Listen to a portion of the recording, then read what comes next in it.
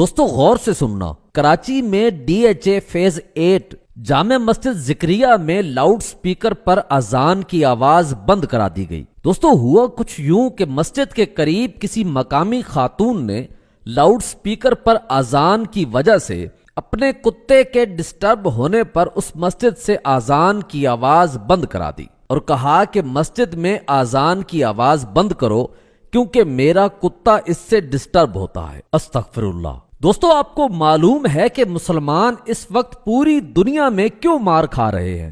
ہر جگہ مسلمانوں کو ہی مارا جا رہا ہے اور دہشت گرد کہہ کے پکارا جا رہا ہے، کیونکہ ہم نے مسلمان لفظ صرف پکارے جانے کے لیے ہی بچا رکھا ہے اور ہماری حرکتیں کفار سے بھی بدتر ہیں۔ اگر حضور صلی اللہ علیہ وآلہ وسلم نے دعا نہ کی ہوتی تو پہلی امتوں کی طرح ہماری شکلیں بگڑ چکی ہوتی، کب کہ ہم بلی، کتے اور بندر بن چکے ہوتے۔ خدا کے لیے اسلام کو اپنائیے اور اپنی آخرت کی فکر کیجئے، اسلامی طرز زندگی اپنائیے۔ اس ویڈیو کو اتنا شیئر کرو کہ انتظامیہ اس پہ ایکشن لے۔